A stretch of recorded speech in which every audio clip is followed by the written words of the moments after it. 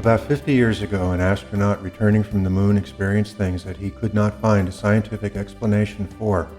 So with some colleagues, he launched a new science focused on the mind and how it works in the body and across space and time. It's the field of Noetics, where the tools of modern science are used to help us understand how what we think and feel affects us and the world around us. Now this is Dr. Ruth Miller's Noetic Moments from the studios of KXCR Community Radio in Florence, Oregon. This is Noetic Moments, the show that explores what consciousness is, what it does, how it works, and how our lives could be very different if we understood it more fully. I am Ruth Miller, a longtime student of consciousness, cybernetics, and culture, and through this series of programs, I'm introducing some of the people whose work has defined this field of research, and I'm explaining some of their ideas and experiments. I'll periodically explore relevant news items, and I'll answer questions that you send to my email address, ruth@noeticmoments.org. And Noetic is spelled Noetic. Now, over the course of these programs, we've learned that although the medical world defines consciousness as what we're aware of now, most of what goes on in the mind is not in our conscious awareness at all, but goes on in unconscious processes. From Jung and Freud and other early researchers, we learned that our minds can be thought of as having three aspects. What we are aware of, it's usually called the conscious mind. What we aren't aware of that keeps our bodies going and includes our fears and beliefs about threats and dangers, which we're calling the subconscious mind, and what we aren't aware of that connects us with our highest ideals and guides us in our actions. We call that the superconscious mind. We learned that we can change our state of consciousness and shift which aspects of mind we are aware of and what we're capable of. From neuroscientists, we learned that the brain modifies whatever it receives from both the body senses and the mind to fit past patterns of experience, following Begg's principle that, quote, neurons that fire together wire together, end quote, and they then form a default network in the brain. This means that we see and hear and feel what we expect to or believe we will experience. We also learned that while it's possible to say where in the brain various processes are active, no one has yet been able to pinpoint how ideas and thoughts are formed. We then saw that many responses in our body happen faster than nerve impulses or chemicals can travel, and they often happen before we're even aware of it. Some experiments have demonstrated that a person's mind continues to perceive and process for as much as several hours, even when the brain and heart are flatlined, and the person has been declared dead. As a result, many scientists have come to accept that what we call mind is not the product of the electrochemical activity of the brain, but is in fact the activity of a field that surrounds and permeates the whole body. Now, this field that we call the mind appears to be at least partly electromagnetic, because it's possible to measure electromagnetic activity for several inches and even several feet around the body. And some researchers and teachers of ancient traditions we call shamans and yogis say that this energy field looks like a glowing egg shape extending from below our knees to a few inches above our heads. Mind, then, is a field, a pattern of energy that exists regardless of whether the body is functioning, permeates and develops with the body and the brain as it is fed information by the senses through the brain. The brain, then, is best understood as a receiver-transmitter, receiving messages from the mind and transmitting them to the body, and receiving messages from the senses and transmitting them to the body and the mind. Now, every field is a unique pattern of vibration that's different from other fields, and some experiments have demonstrated that minds can vibrate along similar patterns. They resonate with each other. Their bodies, and some of their pets, have been observed to change when someone they resonate with turns attention their way, even though they can't be seen or heard. We've learned that mind affects energy and matter in a variety of other ways as well. For example, in the famous double-slit experiments in quantum physics, the atomic building blocks of the universe show up as energy or matter depending on whether a mind is present to observe them. For decades now, individuals have changed the patterns of numbers in what should be random grids on their computer screens or printouts, and the collective human mind changes the readouts from random number generators on a network of computers run by the Global Consciousness Project.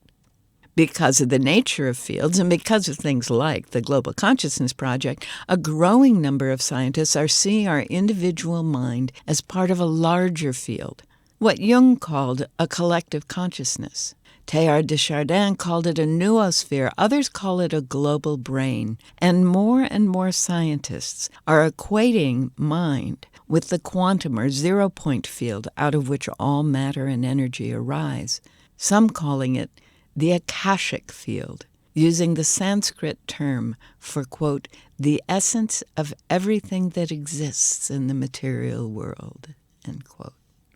We also heard from researchers who are using the equations of quantum mechanics, relativity, and computer learning algorithms to describe the role of consciousness in the formation of matter.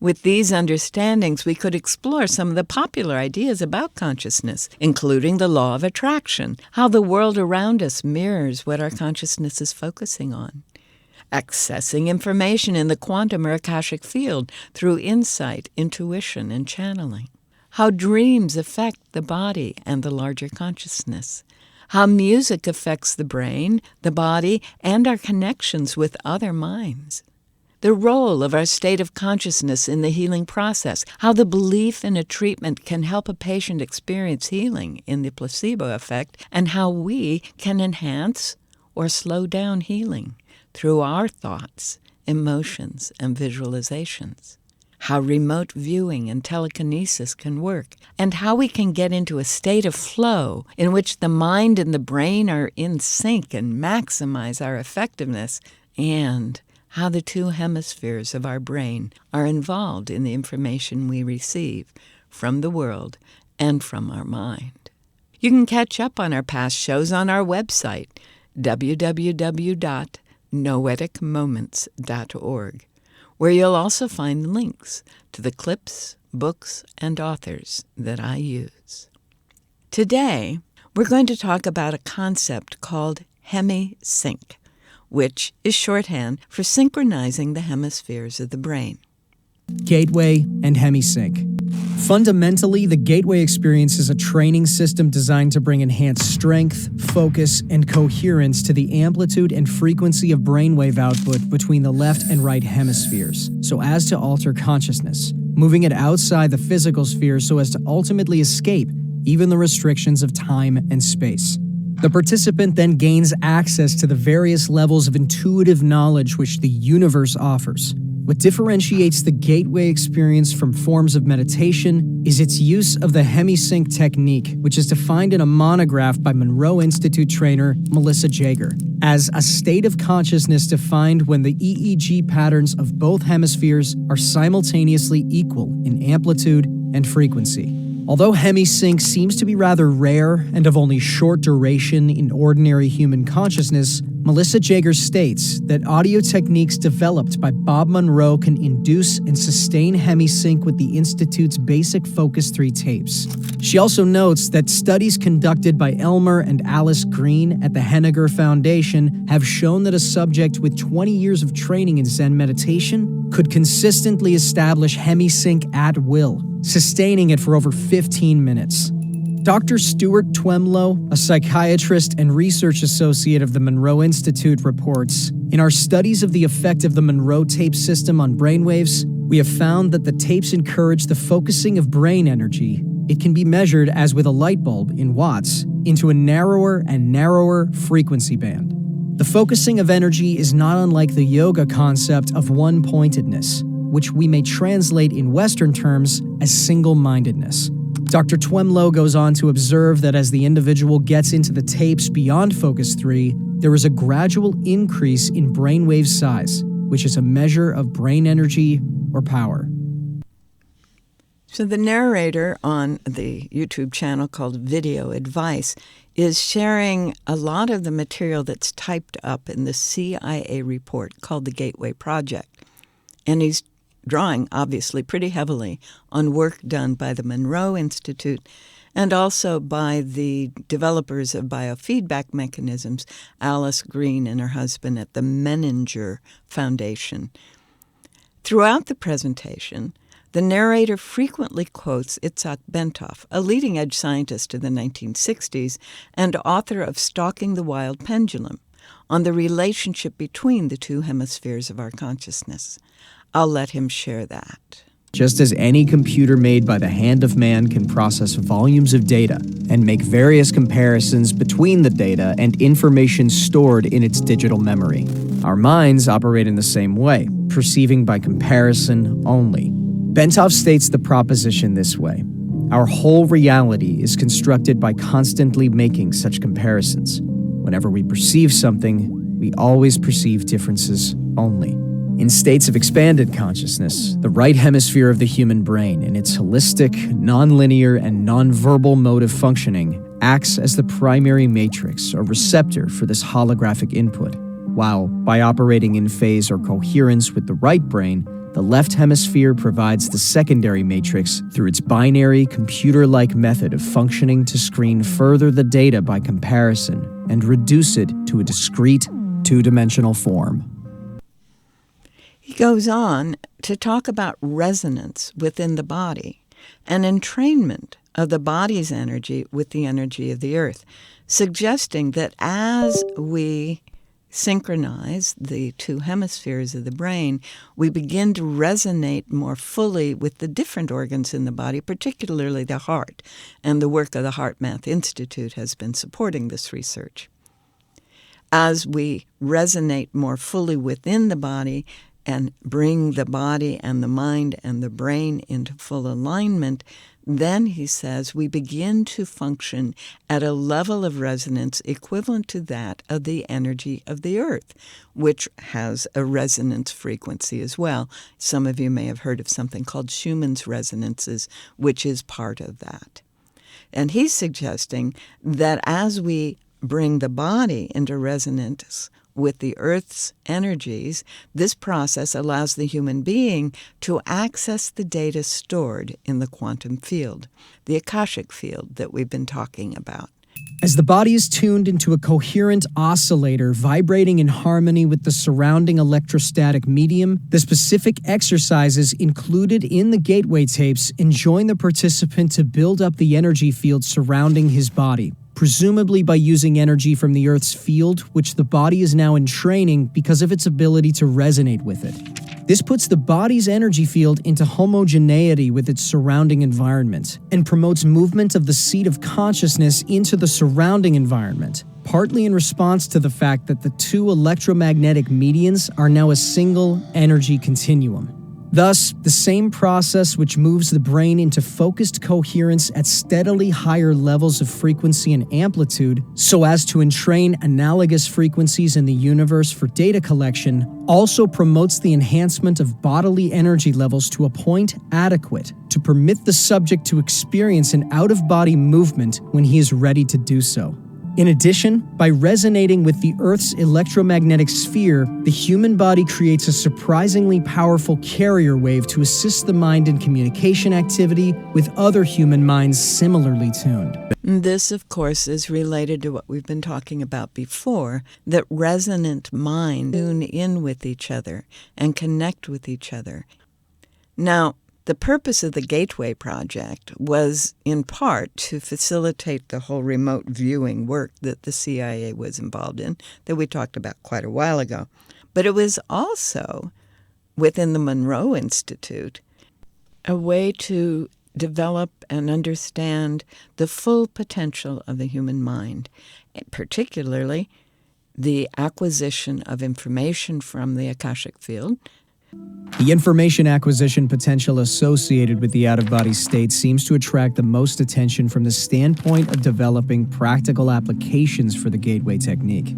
Unfortunately, although the out-of-body state can apparently be achieved by many people without excessive expenditure of time or effort, the purposes to which it can be put are currently limited by the fact that although individuals in that state may travel anywhere on an instantaneous basis, in either the terrestrial or in other spheres, information distortion in the former context remains a major concern. To date, according to one of the trainers at Monroe Institute, numerous experiments have been conducted involving persons moving from one coast to the other in the out-of-body state to read a series of 10 computer-generated numbers in a university laboratory. Although most have acquired enough of the digits to make clear that their consciousness was present, none have ever succeeded in getting all 10 correct. This seems to be a function of the fact that physical reality in the present is not the only holographic influence which the individual may encounter in an out-of-body state. There are also energy patterns left by people or events occurring at the same physical site being viewed but from the past rather than the present. In addition, since thoughts are the product of energy patterns and energy patterns are a reality, it may also be possible that individuals encounter thought forms while in an out-of-body state, which mingle with physical reality and are not easily differentiated. Finally, as Melissa Jager writes, there is another potential problem area in the sense that holograms can be viewed pseudoscopically, that is to say, inside out or backward, just as well as they can be seen in proper perspective. Some of the distortions occurring may ultimately prove to be traceable to this cause because, in the out-of-body state, an individual may perceive the holographic energy patterns given off by people or things interacting in time-space reality in a somewhat distorted form. And that was just a small part of what this remarkable YouTube video has to offer on the subject of what the Monroe Institute did for the CIA in the 1970s on what they called the Gateway Project.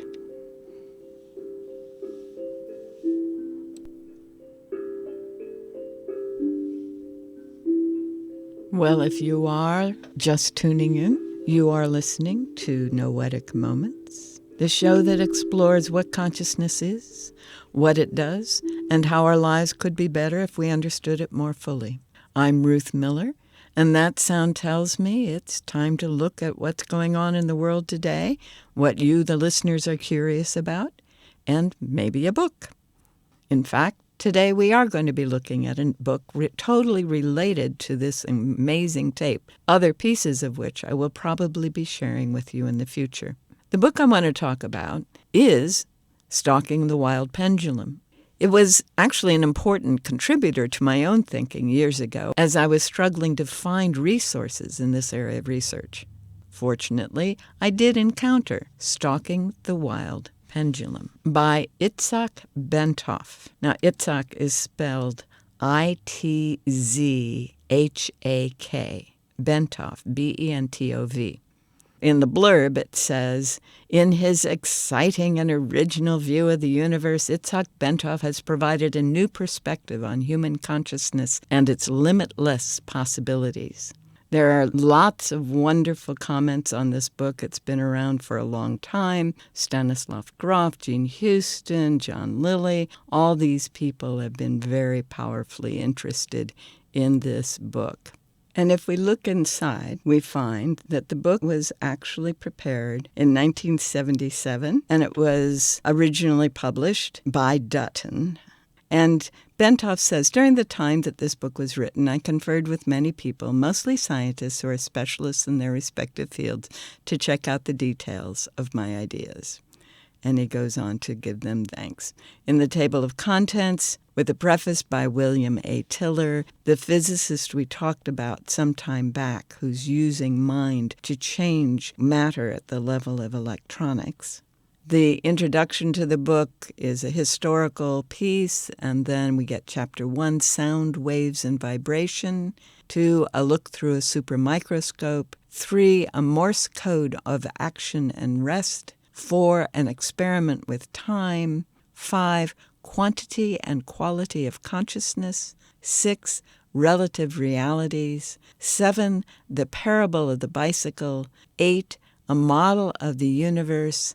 9, the how-to of intuitive knowledge. And 10, some reflections on the Creator, with an appendix that talks about stresses in the body, the physio-kundalini syndrome, and a bibliography. In the introduction, Bentov is trying to help us to get that this is not something he's written for academia. This is for people who are interested. And on page 2 in that introduction, he says, much of this information has come through intuitive insight, which is no justification, of course, for omitting a rational support for this material.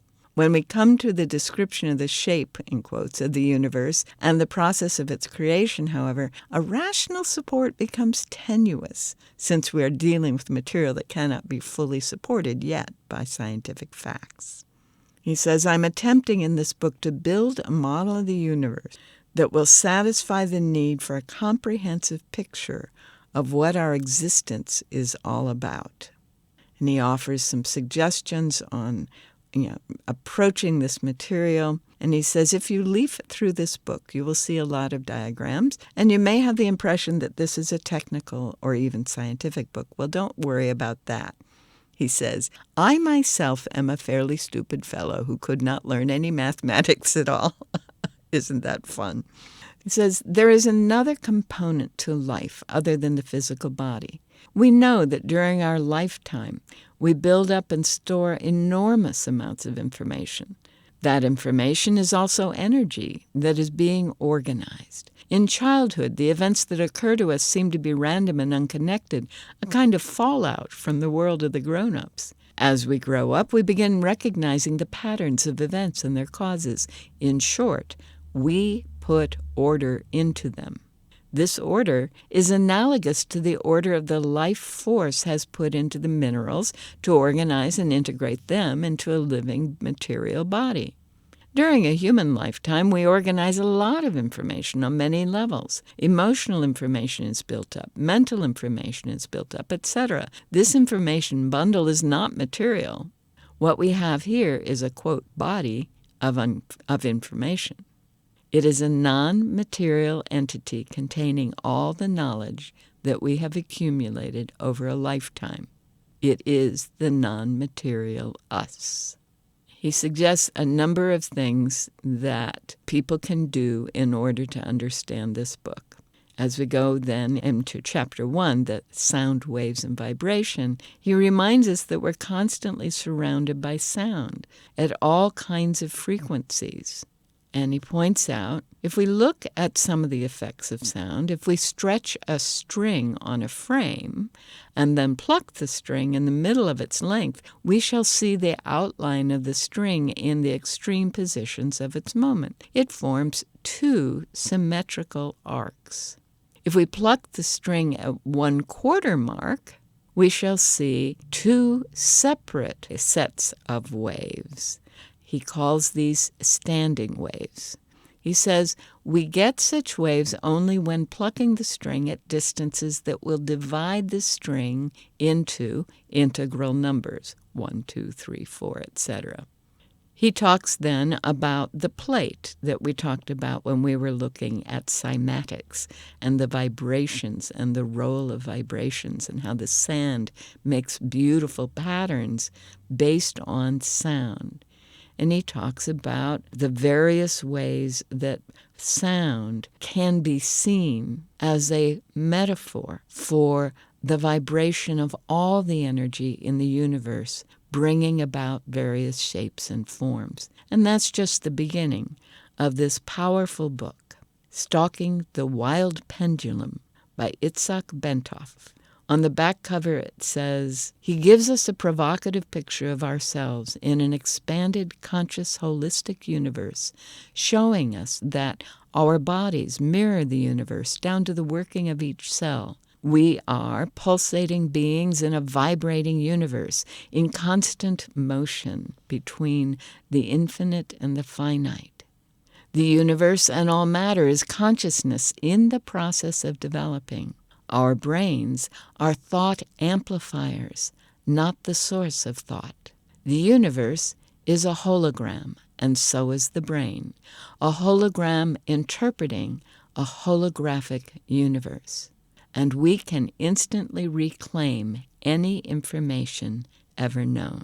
That's Stalking the Wild Pendulum by Itzhak Bentov, a lot of which has been demonstrated in the experiments that we've been talking about on this show over the last year and a half now. Well, that's it for today's show. We are out of time for today. But remember, you can continue the exploration on our website, www.noeticmoments.org, where there's a list of the titles and other resources we refer to on the show, along with archived past shows, and where you can send me your comments, and questions, which I will do my best to get answered the next time we're on the air. For now, thanks for joining me here on Noetic Moments, recorded in the studios of KXCR Community Radio in Florence, Oregon. And have a wonderful week.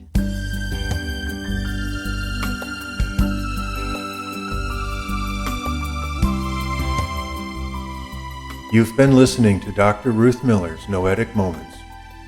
This program is produced in the studios of KXCR Community Radio in beautiful Florence, Oregon, supported by you, our listeners. Our theme music is Tumbling Planets, composed and performed by Jeff Lovejoy. To hear this program again or learn more about Noetic Sciences, search our website, www.noeticmoments.org.